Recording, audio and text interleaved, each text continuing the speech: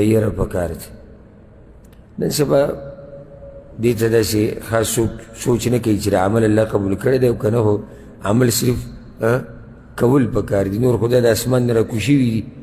او دا خو څوک دي د دوی صرف کمی د څه دی د عمل کول بس کول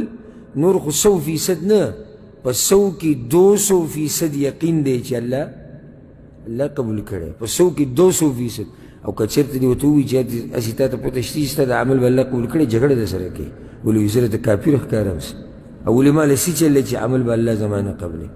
حالانکه صحابه کرام به یېرېدو لویه یره به د هغوی دا وه چې د عمل زه کوم خو چې الله به یې قبلوي او که نه به یې قبلوي او بیا تابعین او بیا د هغوی تابعین او بیا دا سلسله د اوسه پورې نیکان خلک په دې سوچ کې چې د عمل الله قبلوي او که نه قبلوي که چې الله قرآن کې څه وایي د بعضو خلکو مبارک کې عاملة ناصبه بعض خلک به د قیامت په ورځ راشي عمل به یې کړی او ځان به یې ستړی کړی دی څومره بدبخت دی یو سړی د عمل د سره کړی نه دی او جهنمي دی یو سړی د عمل یې کړی دی او جهنمي دی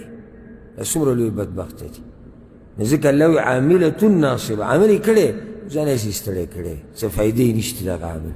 لوی سوچ دا پکار دی چې زما د عمل به الله قبلوي او که نه به یې قبلوي قبول کړی به یي او که نه به یې قبول کړی تاسو ته پته شته چې سلف صالحین صحابه کرام تابعین او دین د مشران چې روژه به ختمه شوه 6 میاشتې به یې دا دعا غوښته وی الله زموږ د روژې قبولې کړه 6 میاشتې د تا نه دا سوال کوم د روژې نه بعد تا څو پیرې دا سوال کړی دی چې الله زما د روژې قبولې کړه څو پیرې دا سوال کړی دا